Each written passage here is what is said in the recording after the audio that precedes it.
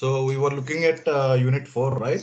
So Unit 4 consists of drugs acting on CNS, Central Nervous System. So we have 3 topics under it. Okay.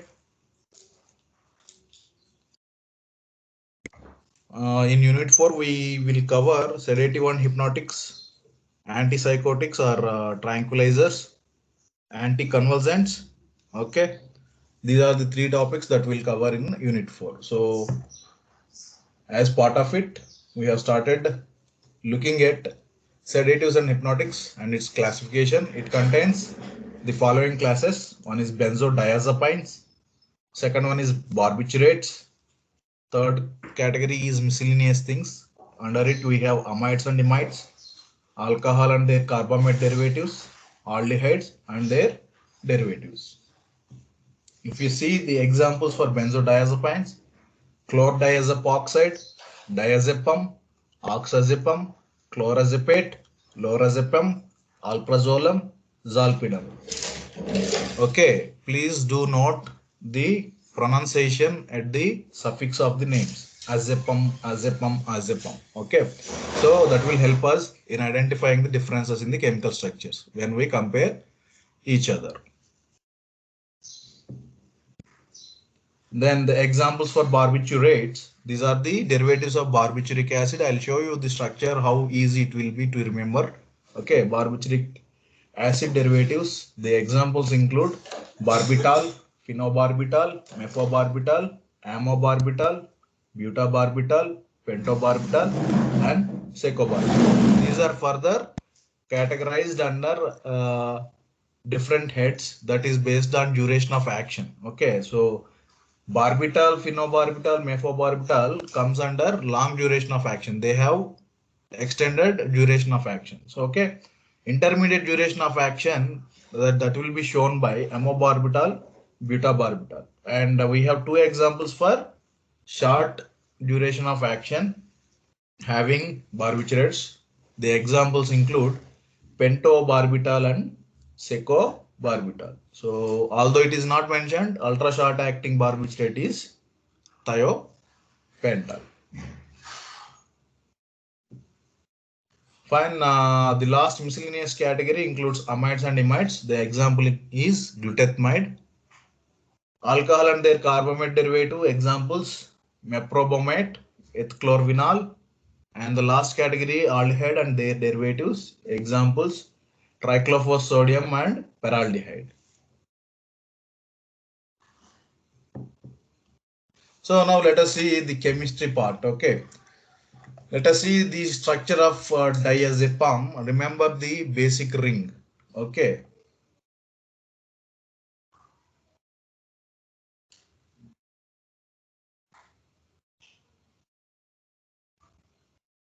Diazepam.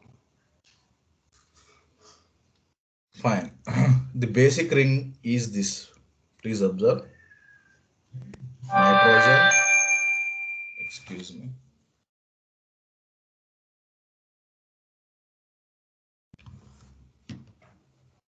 Okay. 1, 2, 3. Here another nitrogen.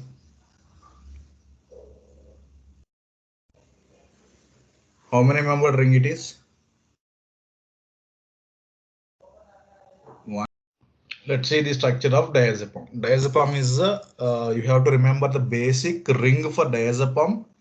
Okay, so you can easily remember benzodiazepines based on this structure, and I will show you the common structure for barbiturates also, so that we can easily remember barbiturates. Okay, it is very easy topic. Okay, so just concentrate on the structure. So it is diazepam. Diaza indicates 2 nitrogen atoms. Okay, and azepam ring is the suffix. Azepam indicates it is a 7-membered ring. Okay, 7-membered ring. This nitrogen 1, 2, 3, 2 carbons. Fourth one again nitrogen. Fifth one carbon. Sixth one carbon. Seventh one carbon. So 7. 1, 2, 3, 4, 5, 6, Seven membered. Okay, 7 atoms are there in the ring. Okay, so 7 members, I click ring. Okay, so you have to keep 2 double bonds here at this nitrogen and at this nitrogen. Fine. So now let us see what is the structure of diazepam. Okay, so it is fused to phenyl ring. Okay, so benzo. This is benzene ring, diazepam, diazepine. Okay, diazepine. So benzo diazepine ring, and it is having a substituent that is another again a phenyl ring here.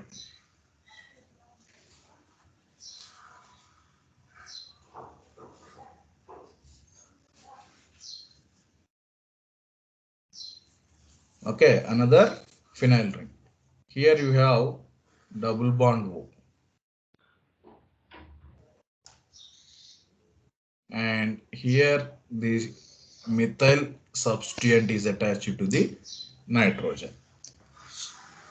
To this phenyl ring you have a chlorine atom. So this is the structure of diazepam. Okay, so if diazepam comes under benzodiazepine class, so you need to remember the basic structure, that is benzodiazepine. Okay, benzodiazepine ring. To this you have phenyl group as a substituent at this position. You have double bond O, and here methyl group onto the nitrogen. So this is the structure of diazepam. Is it clear?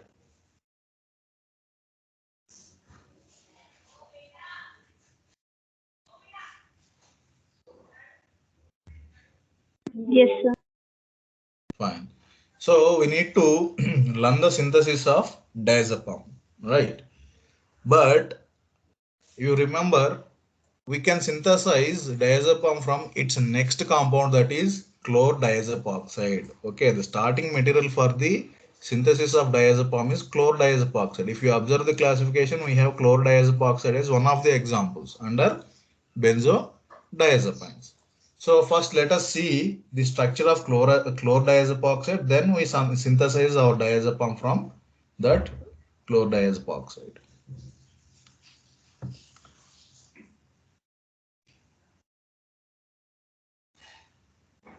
First I'll draw the structure, okay. So it is a benzodiazepine, right? Chlordiazepoxide also benzodiazepine. Benzo, so benzene ring fused with the 7-membered diazepine. Nitrogen, okay. One double bond here, other double bond here, okay. Here one phenyl ring. You have a chlorine atom to this phenyl ring. Benzene, benzyl fused ring, okay. And observe here, the substituent is NHCH3 methylamine substituent. Here N oxide is there. So this is the structure of chlor diazepoxide. This is the structure of chlordiazepoxide. So now let us see the synthesis of diazepam. Synthesis of diazepam. So chlordiazepoxide is the starting material for the synthesis of diazepam. So what we do some acid hydrolysis using hydrochloric acid. So what will happen? The NHCH3 group is there, right? This will be converted into carbonyl group.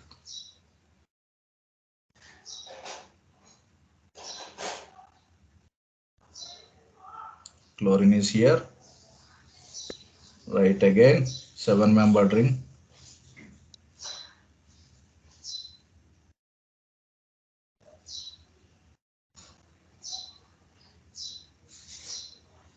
This is converted into double bond O. If you observe the previous structure, here N is not given hydrogen, but here we have attached hydrogen. Why? Because the valency of nitrogen is 3. Here it is bonded to 1, 2, 3 bonds. So no need of hydrogen there. But here in this case, nitrogen is attached to only 2 bonds, so we have to put hydrogen. So remember this, like balancing the valency of nitrogen. Okay, so we'll get our methylamine group replaced by carbonyl group by acid hydrolysis.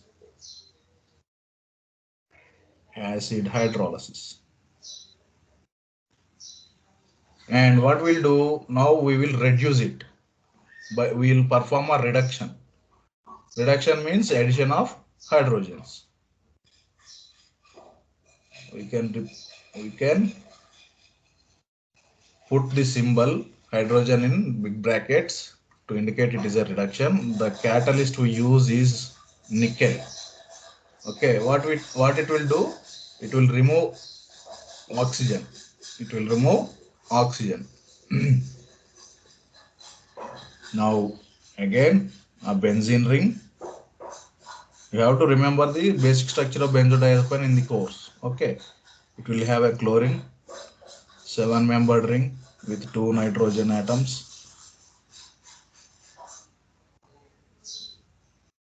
Okay, one double bond here, and here you have carbonyl group from the previous structure. So here nitrogen will have hydrogen. Okay, here you have a phenyl substitution, phenyl ring substitution. Then this is it. This oxygen is removed, that is attached to the nitrogen. Okay, from here what we do, this we call desmethyl diazepam. Its name is desmethyl diazepam. Why? Anyone guess?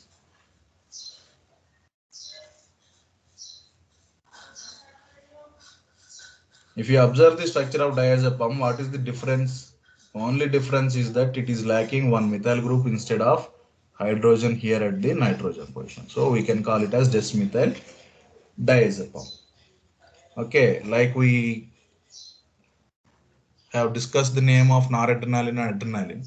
So the prefix nor is kept when a compound is lacking one methyl group, then the corresponding similar structure. Likewise, we can also call desmethyl diazepam here. Okay. So in order to add that desmethyl, that means that methyl group, what we add? CH3ONA, sodium methoxide, okay, and methyl sulfate, dimethyl sulfate, CH32 SO4. Okay, by adding these two reagents, we'll get our methyl group attached to nitrogen. So again, one benzene ring having chlorine as its substituent, diazepine ring fused to benzene, 7-membered ring, nitrogen here.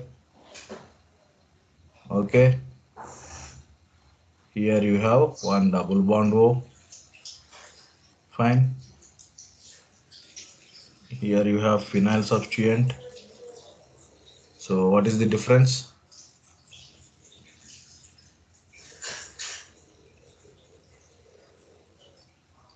This nitrogen got methyl substituent. So this has resulted in our final product, that is diazepam. Good. This is the synthesis of diazepam. Starting material is chlor diazepoxide. So you are synthesizing the first candidate from the second candidate. So that is how you can easily remember. Okay, so rest of the chemistry of the things we'll see in the next session.